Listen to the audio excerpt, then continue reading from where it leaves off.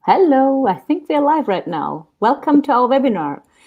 Today we're going to talk about how Google is hogging half of your traffic and how to get it back. So it's a super interesting topic, and I'm very, very happy to be participating in this webinar today with my long time from Google friend Andreas, and also Eric is here. So let's have a round of introductions in a little while.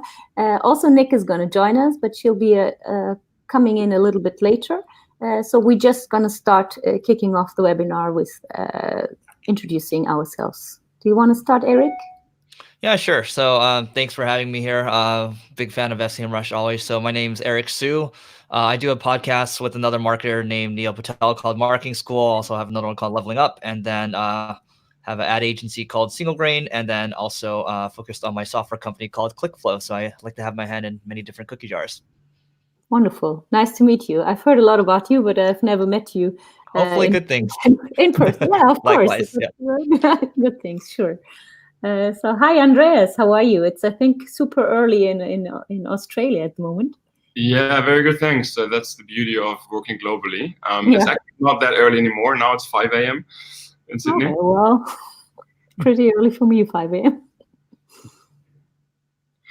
Right, should I introduce myself, or do you want to quickly? Yeah, that would be lovely if you just say sentences about Longtail UX. Sure, yeah. So as you mentioned before, we met at Google. So my background is I worked at Google a long time ago. In the end, my last position there was a Google product specialist on the paid search side. Then many other things right now. I'm co-founder and co-CEO of Longtail UX. That is a landing page automation platform for both sides, paid search and organic search. And very happy to be here.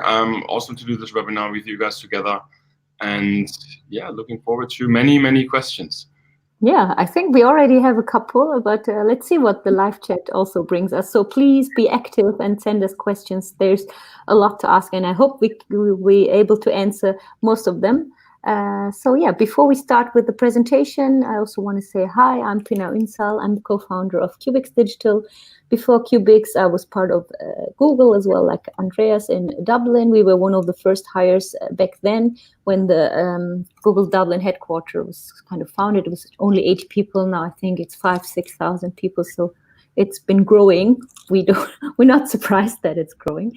Let's talk about our ex-employee and about Longtail UX.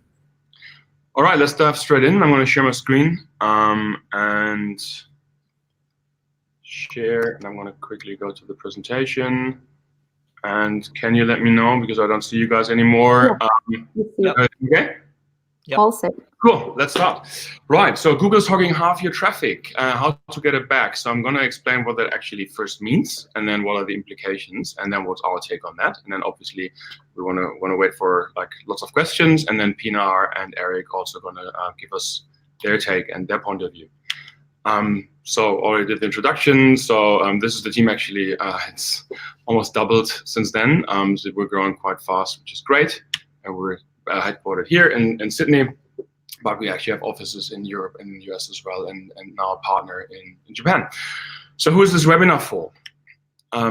This webinar is for both PPC and SEO. And why is that? Or why do we actually always talk about PPC and SEO at the same time? Because users don't actually care where they click. They actually used to back in the day. When Pinar and I worked at Google, they were actually, you had organic and paid clickers, but right now it's just like people just want results. And then also, since when is SEO for free anyway? When you think about this distinction, content costs money, you pay for links, hopefully just for the strategy, not for the actual links. Technical SEO requires development resources always, and SEO specialists surprisingly actually don't work for free either. So food for thought. Who is this webinar for then? Really anyone who worries about how Google updates will affect the bottom line. You see here this nice image. There's many updates, but you also see at the same time, well, that's actually a pretty old update. So there's lots of changes all the time. And we think that the recent changes in the direction is actually the most radical we've ever seen. So what we're going to share with you today is where Google is going. We're going to talk zero clicks and walled garden and explain what that is and what that actually means for you, because, well, otherwise it wouldn't matter. And how can you still strive in this new world, both in PPC, but also in SEO. And at the end, I'm just going to quickly mention like a free tool we've developed that provides you with unique insights and actions for SEO and SEM. But that's going to be really fast. Yeah, so Google is now your #1 competitor in search. That's not actually us saying that. But first of all, just when you look at all the changes happening here, you obviously see lots of layout changes. But the biggest change here actually between left and right, between when Pinar and I worked at Google and now, is not just the layout. It's actually the fact that on the left, all those links actually lead to a website. On the right, all those links, and I'm going to show you many, many, many more, they actually don't lead to a website. They keep you in Google. That's a big change. So here's what Rand Fishkin announced on the SMX East in New York in November. He did an amazing presentation giving many, many examples. And he said the largest source of traffic on the web, free and paid, is becoming a walled garden, intent on keeping people on its own properties. And he basically said, and what we also see is that basically Google is canceling like a 20-year-old contract, basically. You provide the content and you get traffic, right? They receive content, but then actually you receive traffic. So here's the proof. First of all, SEO impact.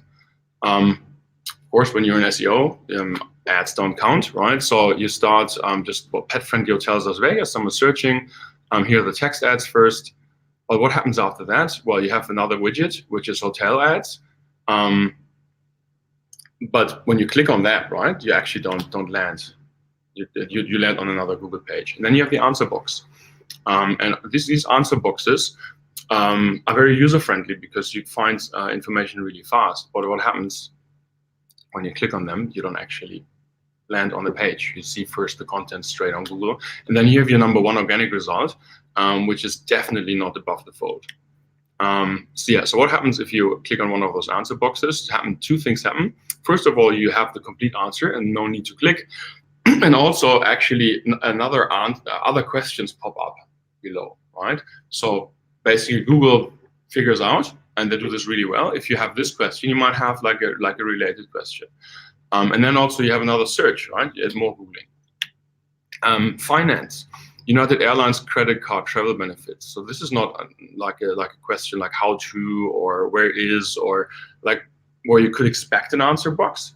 But in this case, then you don't have an answer box. First, you actually have a featured snippet. But again, there's actually no need to click because you already see everything. You see all the benefits. And then again, you have the answer boxes. And here's an interesting study saying that the click-through rate of a #1 search engine results page result falls by 39% when the featured snippet is present. That's quite high. Yeah, again, here's the answer box. And then you have your #1 organic result. You used to be really happy about a #1 result. Probably not that happy about that one. So automotive car guru, same thing, like 2016 Tacoma invoice price. Well, here they're all, right? You have the different variations, different models, and then you have all these answer boxes, and then you have the #1 result below that. So that's the question, right? Like, why don't you click anymore through to websites? Well, because it's basically everything is there. Why would you, right? And so that's the SEO. On the SEM side, it's actually a very similar story. And Rand didn't talk about that because Rand concentrates on SEO. But it's actually as challenging, and you see the same trend. So look at shopping. Shopping is a very interesting format. Like we all know, there's more and more budget going into shopping. There's more and more shopping ads. Google has like a massive focus on shopping. They had like an internal war room on their product team, and basically to catch up with Amazon, because as everyone knows, they're losing ground to Amazon. Like in the US, more than half of the first searches when people start to search for products, more than half start on Amazon, not on Google. So Google is thinking like, what can we do, right? How can we make product search better? And this is what they do. Here you have your shopping ads, and everyone knows the user behavior, right? You click on an ad, click one, and it opens in a new tab. So this is actually quite telling. Why would you open a result in a tab? This is the only format which Google opens in a new tab. Why do they do this? because you have to go back, right? So let's go back and see. You search for a 32-inch curved monitor. Actually, the first result here is not even curved, right? But you might not have seen, but now when you're here, you see it's not. What do you do then? Well, first you can use an on-site search, or you can try to figure your way out, like in, I don't know, click on the computer monitor, breadcrumbs, etc. But you probably don't, all right? Also, it opened conveniently in a new tab, so you just click back. Click 2, you go back to the results. Then you go to the next one, all right? BH photo video website. There's your click 3. You see another product. Click 4, you go back because you actually don't find any other 32-inch curved screen TVs on there. And then there's the next click, right? And you click back again. So what happens here is actually you pay Google for pogo sticking, and you had 6 clicks to see 3 different products on 3 different websites. Everyone's gotten used to it, but this is when you compare this to the real world.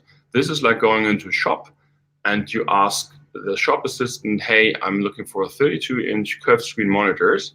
And the person tells you, oh, here's one. And then poof, leaves, gone. And you say, okay, thank you.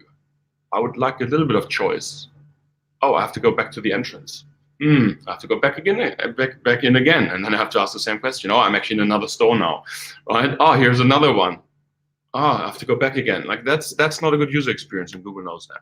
So Google is working hard on actually giving you a better user experience. And we talked a lot to the product team, both ex-colleagues, but also other contacts, because we work a lot with Google.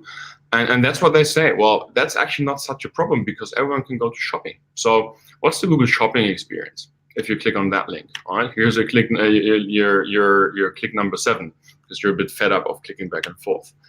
So what happens here is the first thing you see as a brand, you are competing on price a lot. So here you have Staples, which is nice, right? They have the number 1 result really for that one. They're mentioned first because they have the lowest price and they have a positive rating. But also what Google tells you, hey, compare from 50 other stores. Staples says, thank you. Do not even show my logo. People are not on my website. And you already compare prices like with 50 others. Thank you very much.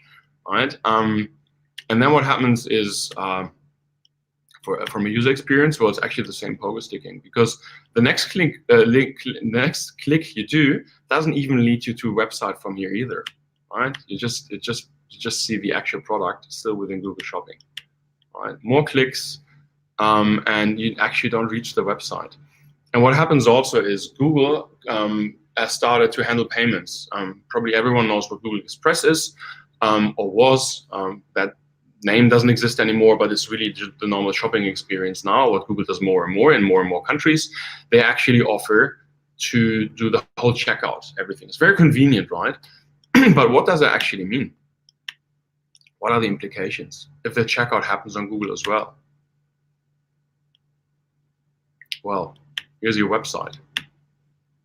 They never go to your website. No brand experience, no list building, no retargeting, no cross-selling, no margin, because you actually only compete on price, because that's what Google is becoming, a price comparison engine. So it's actually like Amazon. It's really like Amazon. The only difference is that Google doesn't look at what you're selling and then tries to produce the same products cheaper, right, under their own brand. That's the only difference. So Google is really threatening to turn e-commerce websites into suppliers here by forcing us to compete on price alone. So that's your shopping experience, right? But then there's other areas. Hotels and travel, exactly the same. Like these widgets, they don't land you directly on a website. You go into a Google walled garden, into like a Google only experience, and it takes several clicks to actually get out of that to get to a website, right? Okay, so first of all, why is this happening? I'm going to answer in just in a moment, but also this has been a silent threat, and it's only actually people start realizing now. Why? For SEO, we've been looking at the wrong metrics. And this is actually really important. We've been looking at rankings and visibility. When you think about this, with all these answer boxes and everything else, you might still have #1 rankings. Your rankings actually haven't changed. Your visibility hasn't changed either across all those keywords. We're going to look at this later. but yet you get less traffic and you wonder why. For paid search, well, we've just gotten used to spending more for less anyway. There's increasing competition, cost per click used to go up all the time, and there's a heavy dependence on product detail pages, and I'm going to talk about that problem in a second. Well, actually now, so what is the dependence on product detail pages, like the experience I just showed, where you only ever see one product? Look at this statistic, and there are many statistics out there like that. Between landing a user on a product detail page or landing them on a page where you have several products, where you have choice, but relevant choice, well, there's a massive difference in return on advertising spend. Product detail pages actually halve your ROI. Yet we use them in shopping ads, we use them for hotel ads, we use them for DSA campaigns. And yeah, there's a reason for it, of course. Because for the long tail of search, for all these variations, you just don't have landing pages most of the time, other landing pages. And it's very easy to automate, right? It's very easy to target the long tail of search, but actually the user experience isn't that great. So let's look at rankings, our SEO mistake one. If you focus on rankings, here's just like this, there's lots of those graphs there, lots of those statistics. Here's one, source, Brian Dean, backlinko.com. Average click rate used to be 6.23% for position 6, right? And we're just looking for the keyword, for example, social media. So here you have a client who has the average position 5.8, it's a bit better than 6. Click rate 0.8, and it's actually going down. You see, like it actually gets hit, all right? So yeah, if you rely on rankings, well, nice, right? You have all these other things here. So 33 out of 37 links above the fold for social media on SERP point to google.com. All right, and questions. And there you have your number 1 result, and number 6 is way below the fold. So yeah, when you look at your visibility might grow. So this is actually looking at Merriam-Webster. That's very interesting. The visibility, keyword visibility, grew by 150% over this time frame. Yet when you look at the rankings, it actually tanked by 30 to 70% at the same time. Right? They lost 30 to 70% between 2011 and 2019, depending on what type of keyword you look for. And why? Well, because you have all those definitions there. Why would you even go to Merriam-Webster anymore, right? You already see this. But there might still be position 1. Yeah, so relying on rankings and visibility to estimate the value of SEO, difficult. It's probably not going to work. And BERT will actually make it worse, like the latest update from Google. So this is what Barry Schwartz says is, well, many SEOs and tracking tools actually did not see the changes, right? So BERT was supposed to be like a really, really big update, but we didn't really see a lot in all those tools. Well, it's basically all those tracking tools. First of all, they don't actually look much at the long tail and the conversational queries, what BERT is actually targeting. But also, as we've seen, like visibility increases, rankings stay the same. Yeah, and BERT will make it worse because it's just rolling out, right? It's a learning algorithm. So it just actually started. It's going to be rolled out more languages. The more traffic, the more information it gets. I mean, that's what AI does, right? The more feedback it gets from users, the better it will get, right? So more BERT, more featured snippets, less click rates to websites, profit for Google, but who actually then pays for the content? So why all this? Is Google bad? Well, there's actually certain areas where Google is definitely not to blame. First of all, when you look at Google's customer, for SEO, it's not the website, it's not us as digital marketers, it's the searcher. They think about user experience. For a paid search, well, you pay them money, right? So we're the customer, but it's still the searcher as well. So they have to look at both sides. And Google tests all those features algorithmically, and if the numbers tell them they're right, well, that's what's going to happen. But the biggest reason is Google provides automated content and covers the long tail because we don't do. Websites don't do. So where is Google to blame? And this is what we think, and actually we think this really strongly. We think it's a massive mistake actually that Google does not show you proper keyword statistics for your own website. Most of the traffic is not provided in Google Analytics. First of all, that forces you actually to use visibility and rankings from third-party tools. And then Google tells you in Google Search Console, tells you about the top 1,000 keywords, but they're mostly brand if you're a larger website. And it's not linked to conversion and revenue. So you don't actually make decisions based on conversion and revenue. You still make decisions based on traffic, all right? And it's limited. We think that's a big mistake. And then also Google actually attributes up to 60% of organic traffic as direct. So this is I can share this afterwards. Sorry, I forgot the link here. This is a case study actually Groupon did, and we've seen this a lot as well with our landing pages. Like a lot, actually, Google doesn't recognize their own traffic within their own tool. That's crazy. So how can you actually then make informed decisions? And then this is the important bit for us, and this is the thing we can actually influence. So Google covers the long tail because we don't do. The long tail 4 or more word combinations, they're actually growing, and they always have been important. There's billions of long tail keyword combinations, and there will be hundreds of thousands just for you and for your website. But you have limited pages on a website, and this is the most important thing. Content is siloed on a website. So if you think about the keyword best futon, someone searches for best futon sofa in New Jersey, you don't have one page that actually answers that question. You have your product categories. You might even have, I don't know, you might have your sofas. Do you have futon and sofas? I don't know. But then if you talk about best and ratings, and you might have that as well if you're good. But then any reviews, or you might have blog articles then also about like user reviews and experiences and independent advice that's on your blog. And then you have the store locator in a different section here. So if someone goes to your website, actually they have to piece the information together, all right? And then Google only has product detail pages to work with for their ads. And they know pogo sticking is bad, so they have to solve this within their own system. Right? So it's not because they don't want to do anything bad. It's almost self-defense, right? Because otherwise people go to Amazon straight away. So what's the solution? So Rand Fishkin mentioned solutions into institutional action. You can sue Google if they like a Genius, for example. If they use all your content, you lose the traffic. But yeah, that takes a lot of time, right? Lengthy, uncertain outcome. That also the other one, strategic keyword selection. So zero-click decision tree, do you benefit from it? Yes, then you work with it. If not, you leave it. Yeah, okay. But how do you actually know? So downside cost, time consuming, you look at the individual keywords, it's lengthy, you have an uncertain outcome. The better solution is actually you want to target low competition, long-tail keywords at scale. You want to automate. And then you want to make decisions based on data. And this is where we come in and where our tool comes in. So we've developed a way to actually test keywords on landing pages really easily. You can upload a keyword, the keyword creates a landing page with a matching content from all different sources. And in this case, for one client, this is 35 different keywords, actually a landing page. We generate a lot of revenue for them. Just because we can test a lot, we can test very easily. Right? This is the example. It's a very good example because you have an answer box there.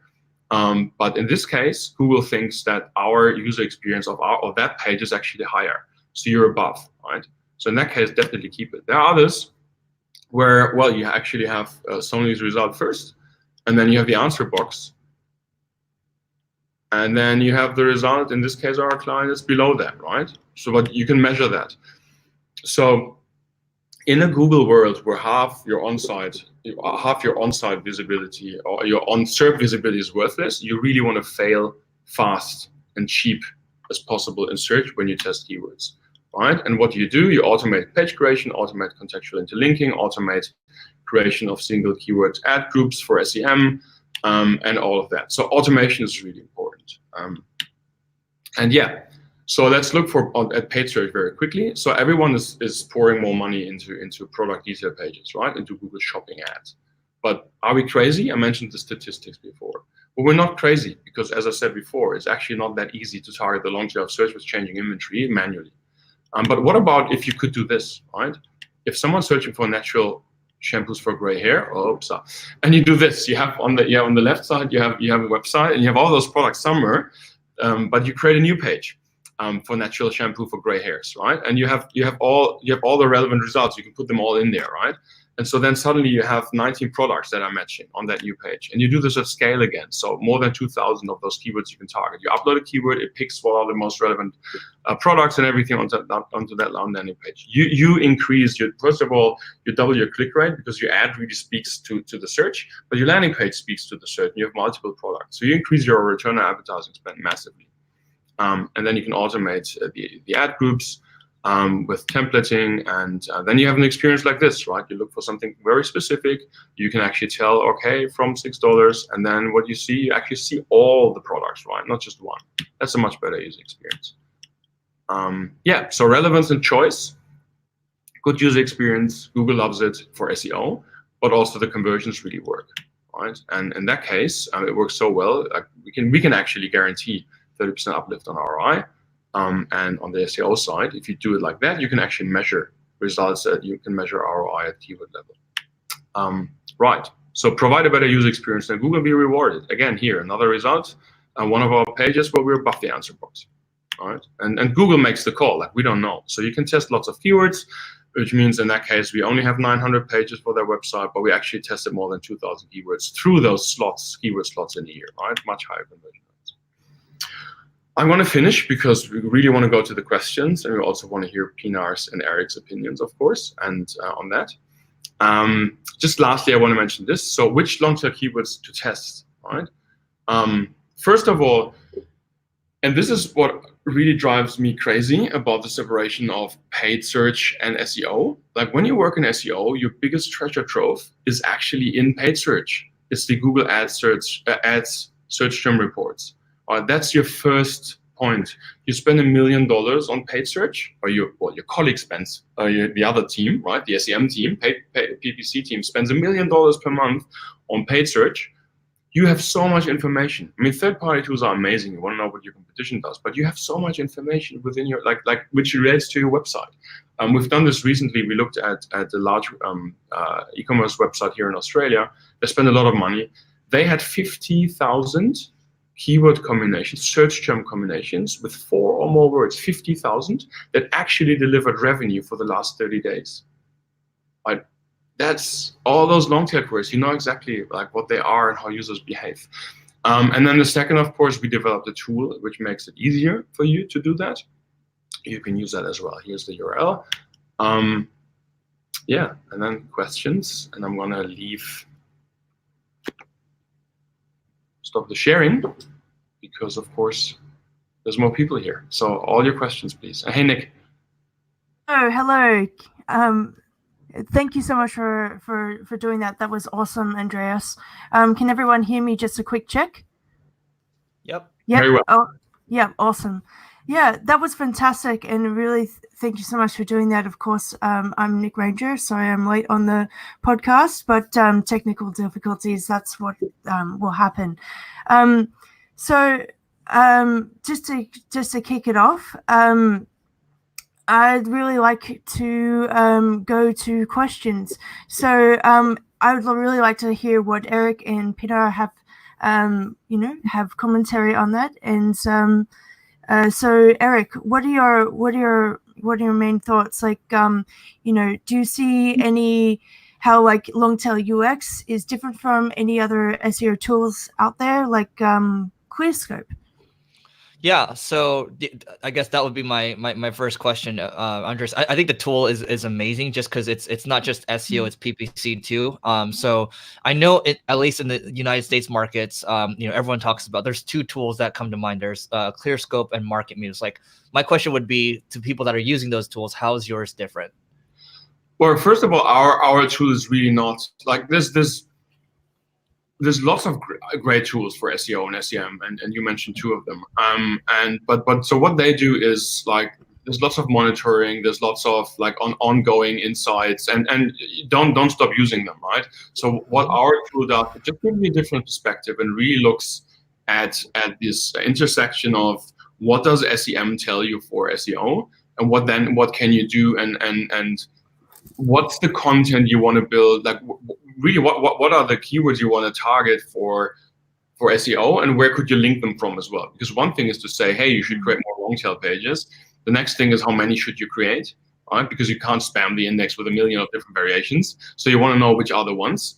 But then also the next thing again is if you create new pages, well, putting a sitemap in the footer, that used to work 10 years ago. But they have to be contextually linked from within the website. So how do you do that, right? So that tool actually gives you some insights if you want to do this manually. It also gives you an insight of the opportunity actually of what you could do if you use our tool, of course, right? So and your guys is automatic, right? Your tool is automatic, right? You guys will automatically make the landing pages. So once it's set up, the creation is automated, but it's automated in terms of you make the decision. So we like to call it automation that gives you control, right? So it's not that suddenly like a crazy algorithm creating new pages, you don't even know what's happening, right? So you actually, new page creation happens, you just upload a keyword and you define the rules, and then it actually creates a landing page, and it also takes care of the contextual interlinking within your website. Yeah.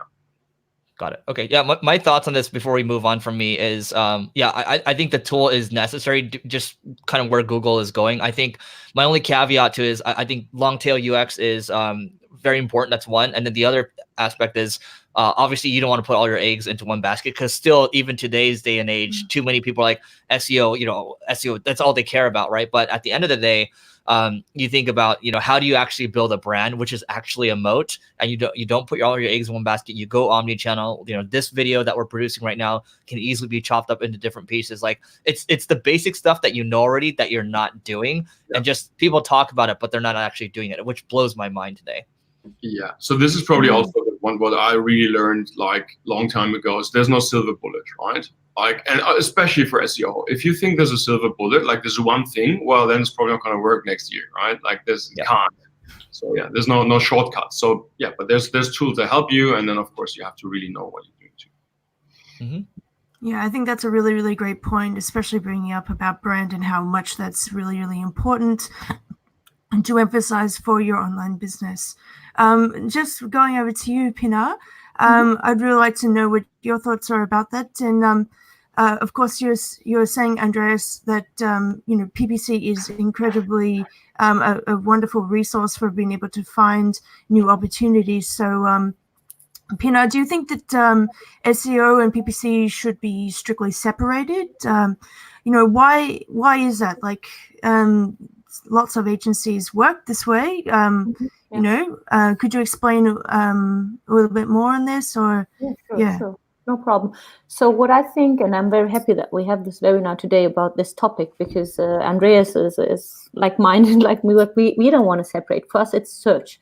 You don't separate between PPC and SEO, because they have to be looked at together, because you have Google Search Console, then you have all your search term reports. We still have it, thank God. But now with smart shopping, we've lost quite a lot of search terms. But yeah, I mean, I don't think Google will turn that off. But that gives us a very, very important information on the brand search terms, especially, and how we can optimize for SEO as well. But now, of course, our work keeps getting more and more challenging, because we have to see that direction that Google is going, especially with pushing out more and more shopping products. I just had a meeting with them today, and they really have huge resources now, different teams actually, for standard and smart shopping. So the question comes up, will they shut down standard shopping? And all these discussions that are going on right now. But what they clearly say is that there's a lot of different formats, like Andreas was showing, that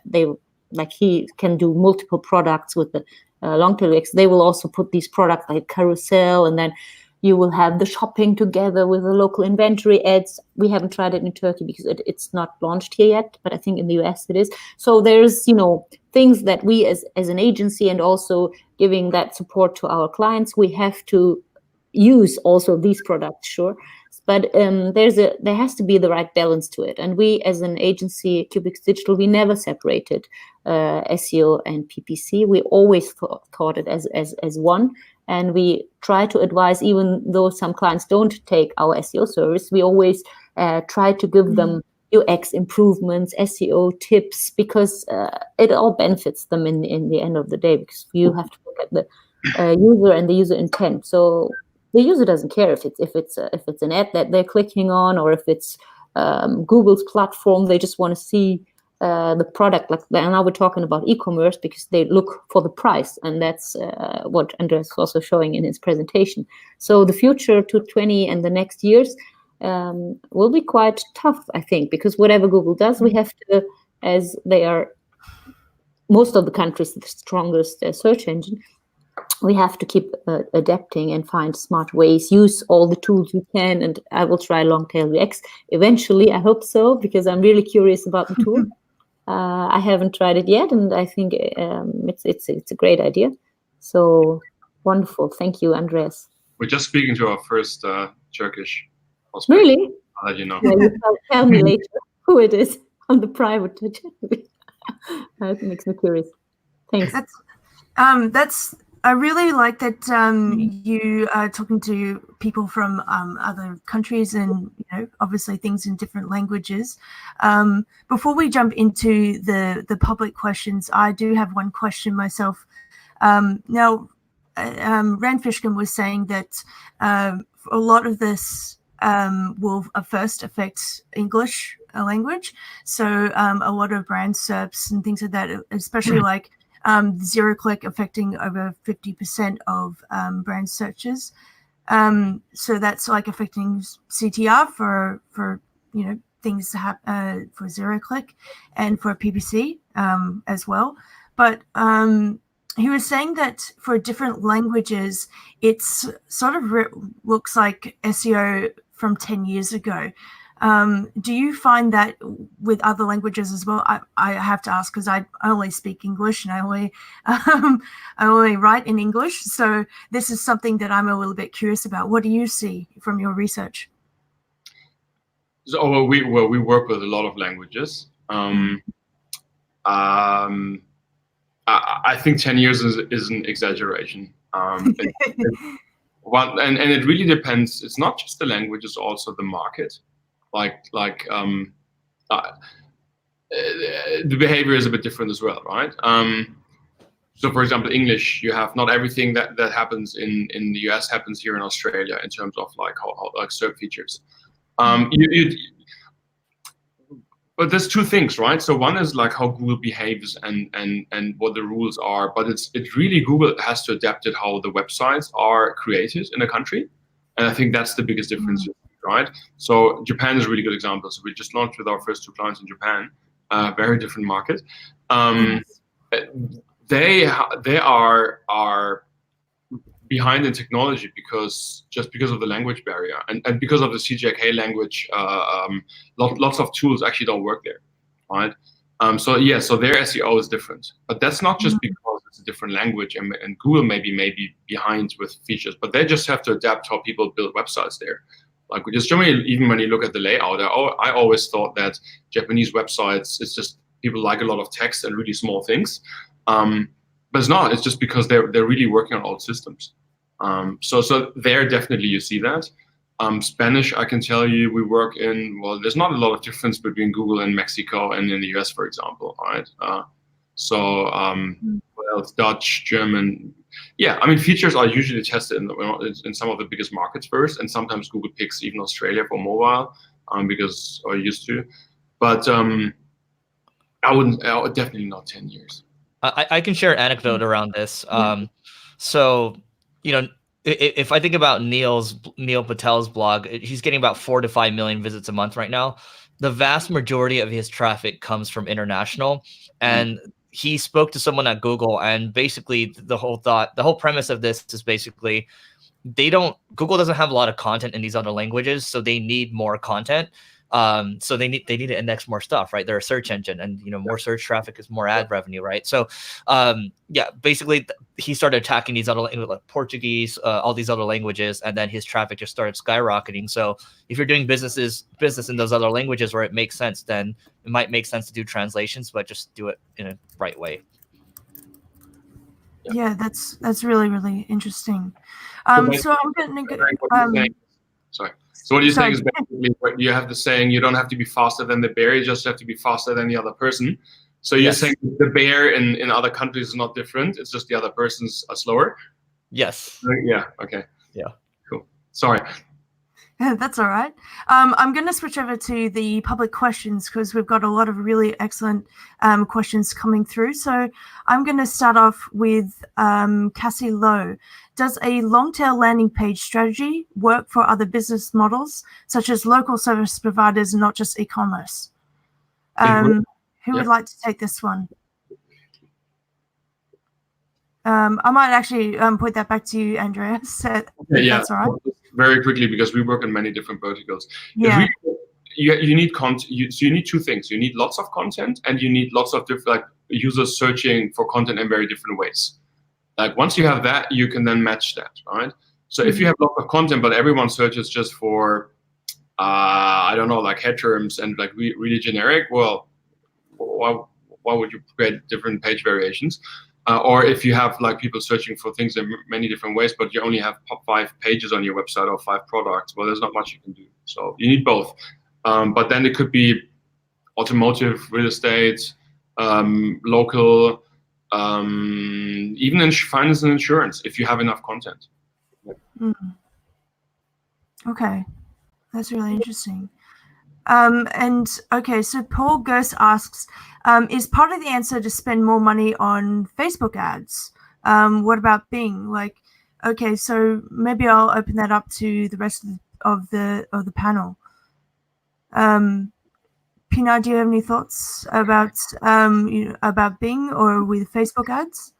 Yeah, I mean, of course, we get questions like this a lot of times also from our clients. So we work internationally, so they also use Bing or Facebook. But I think in this case, we really have to understand the data. I mean, what works best for you as a brand and as a channel? It's not all e-commerce like people in live chat were talking. I mean, let's have the panel also discuss something not e-commerce. Well, there's lots of things you can do. You really just have to measure and track and see which channel works best for you. What API reach to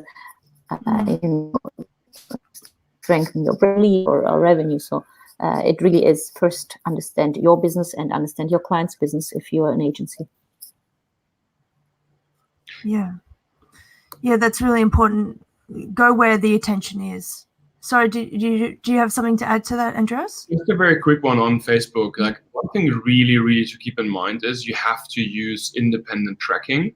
So Facebook is really magic. If you use Facebook's conversion tracking, because everyone is on Facebook, of course, they will have a lot of like high conversions, right? You show an ad, and then within 30 days, people will probably buy your products. But is that because they saw the ad or because everyone's on Facebook anyway? So you really want to actually make sure you track that within Google Analytics or other tools where you track all of them and you don't just track that one channel, because then you actually can do either first or last click attribution, and that tells you a different story. So that's really the biggest mistake I see on Facebook is if you use Facebook tracking and you actually only look at that. The same as with Google Ads, right? If you only use conversion tracking but you don't track more channels, that single tracking will always tell you we're amazing. Okay.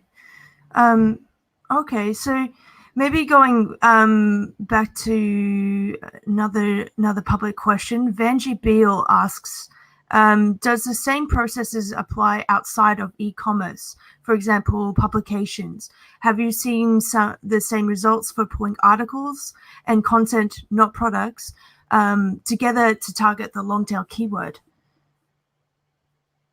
Yeah, I'm happy to take that one. So with our software ClickFlow, I mean, we're basically a content monitoring software. So we're checking, when you upgrade a piece of content, we're monitoring every single piece, and you can see it before and after.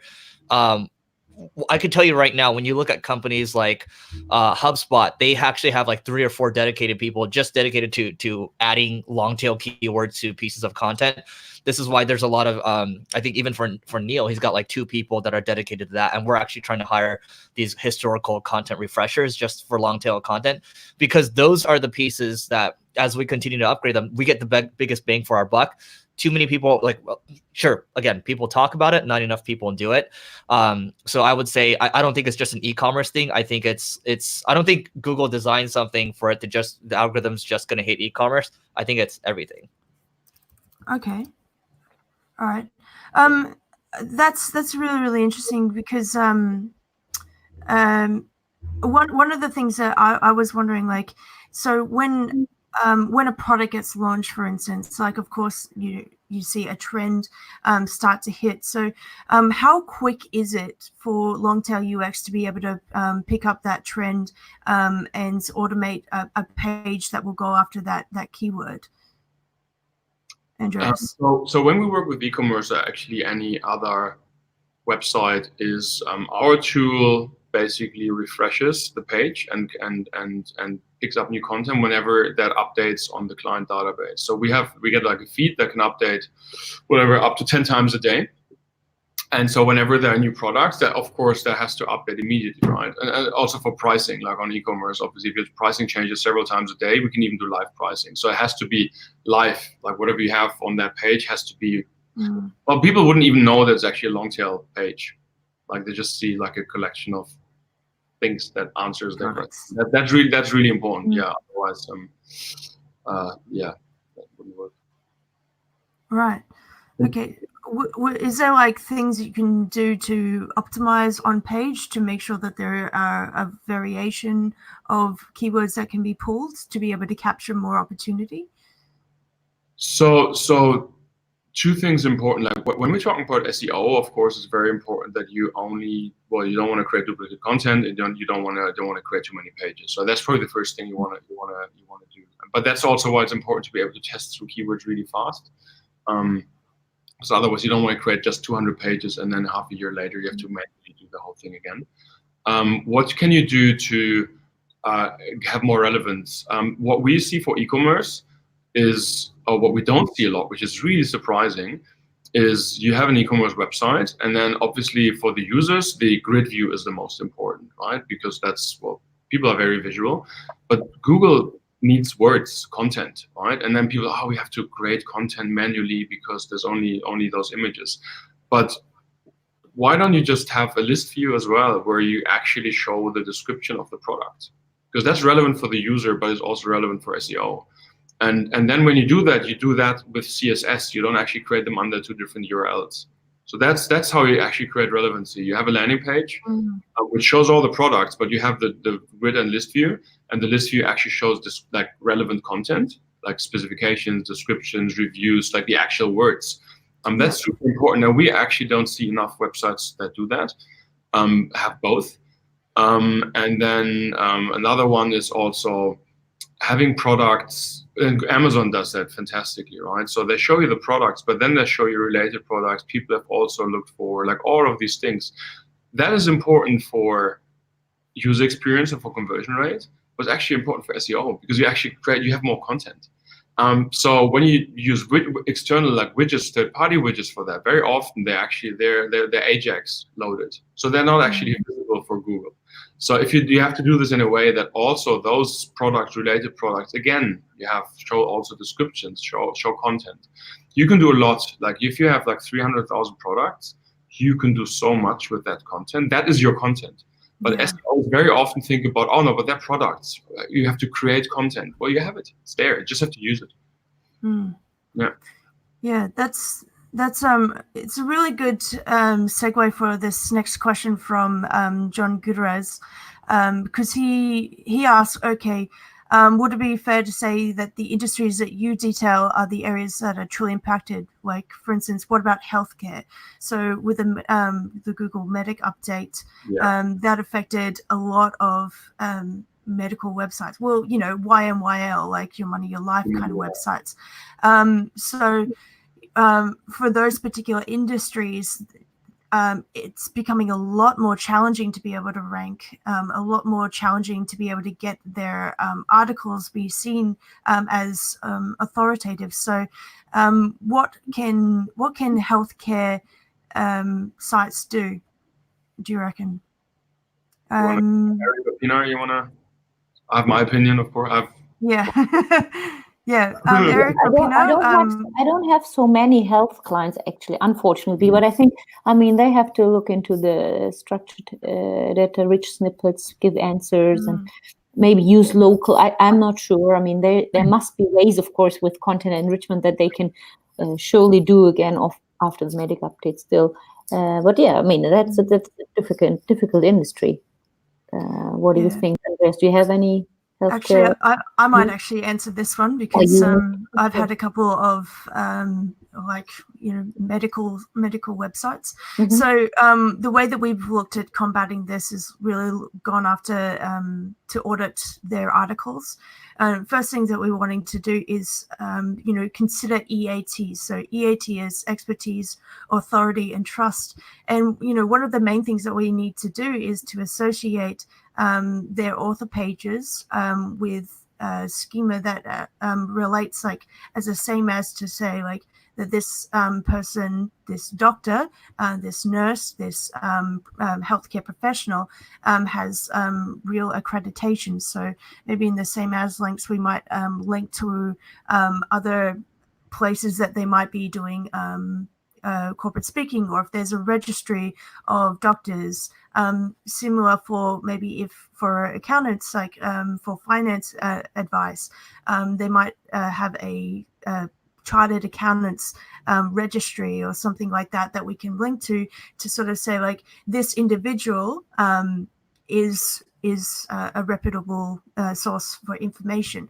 so that where they're writing articles or anything like that, it is also attributed to that individual as a way to get this. But this is really interesting to think about, like now with structured data. And Kathleen Powell asks, like, does structured data work against us then? I think that's a really good question, considering that zero-click results does result from a lot of schema markups. So Eric, what are your thoughts about structured data? And Look, does it I work think against us? I think it's important. I just think back when I first started learning SEO, it's like, what's the new tactic? What's the new tactic we can do, right? And there's always like these new tactics that are popping up, but how about more strategically? How about more long-term? Like, what are those things that you can do? Because the thing is, if you keep focusing on all the new tactics that are coming out, then that just means you're focused on SEO and you're not looking at the broader picture.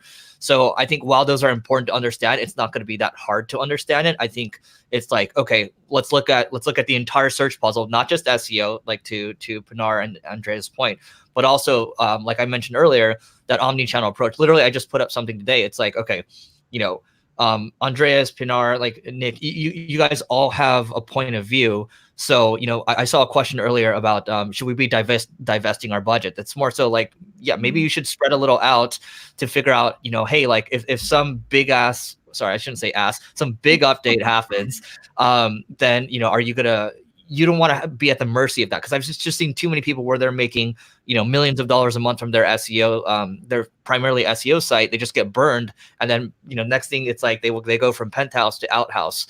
So you just want to make sure that you're protected in that sense. And this is why you see a lot of these business influencers out there making sure that they're diversifying. Even the people that are uncomfortable, like Neil doesn't like doing video. I don't like doing video. There's like, it just spread out a little more and then focus on the long term. Yeah, I think that's really, I mean, I'm an SEO, so I'm always very much like, to do good SEO is to do good business and to replicate that digitally. So that's the way that I view those things. But I do agree. I don't think it's wise to put all of your eggs in one basket. So yeah. Pinar, do you have any thoughts on that? Yeah, I mean, like Eric said, I also agree. I mean, you really have to see where you want to go and look at the big picture and just focus, and don't just be scared of any new update. And like now they just rolled out the January update. Oh, what's going to happen? So, I mean, life goes on. Nothing's going to be that bad. It's gonna be good in the end. I mean, we'll all still have a job, and there's still a lot to do. It's more not just only SEO, SEM. It really is marketing. So you have to look at the marketing department and digital PR. There's so many areas you have to look into. Even if you're a small business or a big business, it's not just SEO or PPC or both. It's even more. So for you, maybe Instagram works fine if you have the right tools to measure it and understand what is a conversion in that case, because you have so many things with attribution and multi-funnel and omni-channel. And so, yeah, it's not an easy business, but once you get it's quite logical. Yeah, and just on the last two questions, just very, very quickly, it's like, as I said before, there's no silver bullet, and the challenge is sometimes I think both the your money, your life question, as well as the last one, like should you diversify, is but there's just no simple things anymore. Most of the time now Google is just closing doors.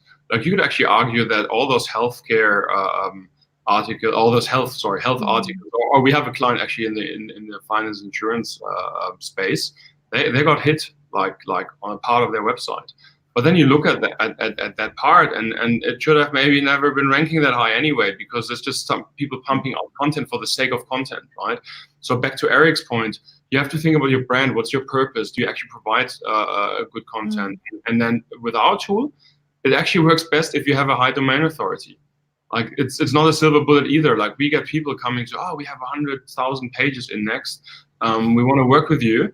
And then you look at, well, you have 0 non-brand traffic and your domain authority is like nothing. Like here's, what does a 50% uplift mean, right? Nothing. Like we don't do magic either. So it actually also only works, like targeting the long tail, it only works if you actually have authority. So yeah, you have to think about that, definitely. Yeah, and it really does. Authority is something that I see quite often winning out, brands really winning out. And, I think like the 2005 kind of SEO where, you write good content and then you go out and you try and get links to point back to it isn't really something that really works for a lot of people now. I think a lot of the time you really need to focus on your brand and really think about, well, what is my point of difference? How am I going to stand out? And really grow your brands. And that's a really, really hard, question to be able to answer. To put it back to something a little bit more specific, a great question from Chelsea Hansen Pinar. What about companies with high pricing items? How can they make their mark against lower price competitors on Google, such as the $1,000 range, which is always a really good thing to consider, competition in price. Does anyone want to jump in on this question? Yeah, I can start first. Thanks, I see people in chat writing, talking about brand in here, right? So why is it that I'll pay for a Dyson vacuum, I'll pay like, I don't know, a couple hundred, I don't know, $1,000 or whatever for a vacuum versus like the cheap options out there, right? So why do you pay like a couple $100,000 for a watch versus like a cheap watch? So I think at the end of the day, we've been talking about it. Andreas just talked about it. It comes down to brand. I don't think it's relying on anything on the particular SERPs. Like you have to do work on the brand to get there. This is why Mercedes or BMW is premium class. So that's how I look at it. And brand, I think it's Warren Buffett that said this. It takes you years to build up. You can lose the trust in seconds, right? So that's the hard work that happens from this stuff. Right. And brand really then comes down to quality as well, right? Like brand advertising is one thing, like what's your message, but it's actually you have to back up the price, and you have to show to your users or to your buyers like why, right? You may have the best product on the planet, but then if you don't have reviews, if people don't talk about it, if people don't know that it's actually that amazing to pay double the price, so you have to back it up. Like there's not, again, like you can't just say, I want to charge double. How do I do this? How to convince the user? Like, actually put yourself in the user. Like, why? If you were the buyer, like, why would you buy? Why would you pay double the price? There could be a very good reason. It could be whatever it is. Like, could be perceived value. It could be features. It could be your customer service. Maybe, I don't know. Yeah.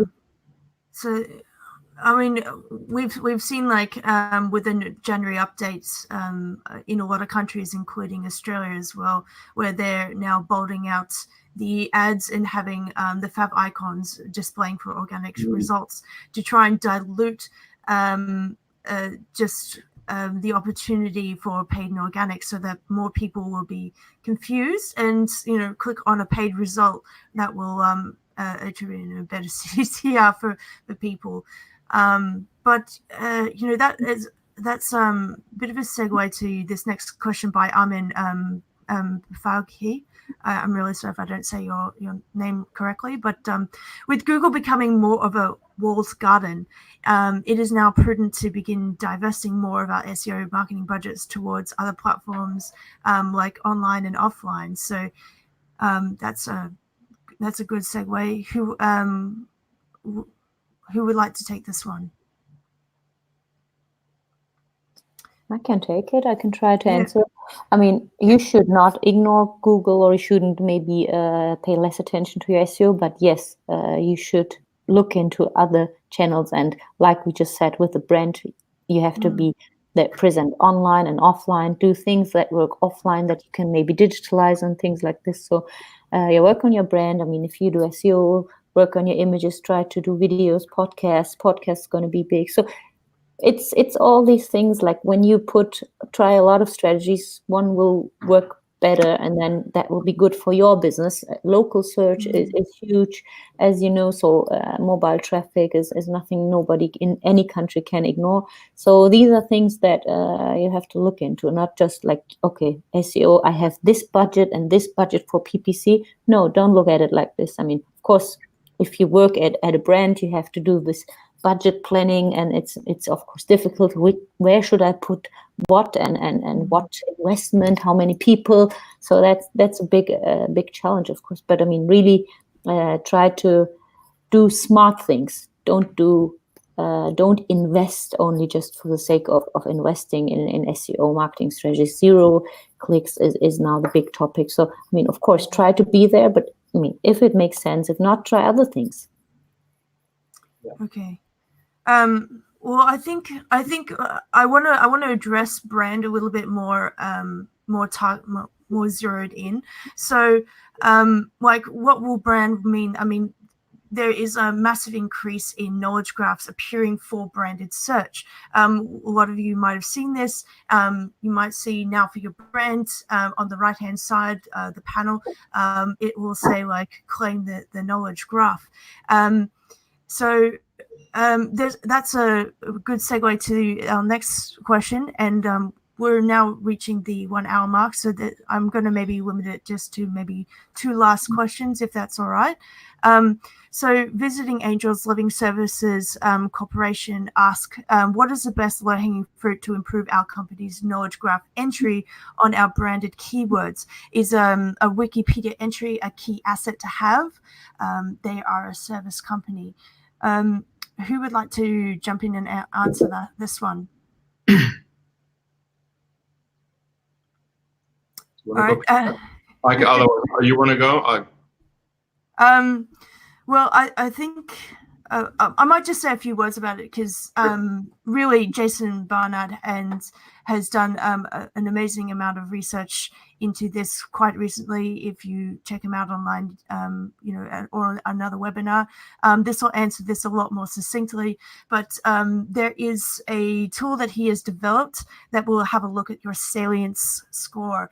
Now, this goes to show what kind of things that you appear for, or what Google sees that you are associated with as a brand. Now, there are things that you can definitely do to influence your salience score. You can have other different points of, I guess, associated press, or associated brand mentions, or like assets like Wikipedia or Wikidata, or even just like profiles and other things that say that you're who you are, what you do, and what you offer as a service company. So I would definitely recommend to check out his tool, because I think that will answer that a little bit better. Yeah, thanks. I'll check it out, definitely. Excellent. Yeah, cool. And it's also a fantastic webinar. So I'm going to end off with yes, I'm going to finish off with the last question. Is there anything specific publishers should do to combat zero-click? My company wants me to de-optimize directories, for example, to not show up in featured snippets. Are there any specific thoughts around that? Andreas, I think maybe it would be really good to have you close on this one. Sure. So here's the big problem always that Google creates with these things is you can always opt out, right? Same as with like back then when you had all this controversy about news pages and Google stealing our content. The thing is, if you don't do it, there's tons of other people who will be very happy to appear there. So I don't think that's the solution. I think the solution is, and I showed that just a few examples before, you can get above that. You can get above, like Google is not, I mean, everyone says, oh, Google wants to be monopoly on everything and they're going to, but they're actually making decisions based on data. So if they actually see that your website, your page has better experience and they measure that, right? Like whatever bounce rate, dwell time, or whatever you want to look at, you can actually be above. So I don't think just opting out is like It's the same. Should we stop doing SEO? I actually personally think SEO is absolutely underinvested. When you think about like the average company spends like easily $1 million on paid search, well, what's the budget you get for your SEO efforts? It's a fraction of that, right? But it's the same page. So I don't think opting out, but you have to be really smart about measuring. You have to be smart about like, how do you measure ROI? How do you measure ROI on a keyword? How do you measure, and then how do you fail fast? How do you make this much more quicker, learn quicker? But opting out, unfortunately, it's not an option because people won't stop going to Google, and then someone else will do it. There will be another speech or snippet, and then you're below. Well, what did you win? Yeah, that's a really good point to end off. Don't cut off your nose just to spite your face. A little bit of analogy there. So doing good SEO is, I think, like a really good foundation, because it's just really improving on your primary asset. It's the one that you own. If you invest in social media, if the platform goes down, say for example Vine, basically that asset is lost. So invest in something that is a little bit long term, and consider your audience and consider your brand. I think that's a great place to end it. Thank you so much. Eric had to jump off because he's got other things, but thank you so much to Eric, Sue, and thank you so much to Pinar, and thank you so much to Andreas. That was fantastic. We had a lot of really amazing questions. So if you guys want to jump onto the comments and answer those, if you've got a couple of minutes after this, that'd be fantastic. Quick thing, where can people find you, Andreas? So they can find me on LinkedIn, of course. I think that's my only social network I'm using right in the moment. And then, of course, Andreas@longtailux.com. They can send me an email, and that's probably the best way to contact. Fantastic. Thank you so much. And thank you so much, Pinar. Where can people find you? Also on LinkedIn and Twitter. Pinar@kubix.digital is my email address. So I'm happy, either whatever channel you choose, I'm more than happy to connect and answer questions. But yeah, I see great comments here. Thank you very much for this interactive webinar. So we'll try to answer the questions, and thank you. Thank you so much, guys. And of course, I'm Nick Ranger. You can find me on Twitter and on LinkedIn, or via Semrush profile. So thank you so much. And that's all we have time for. Thanks. Thank you.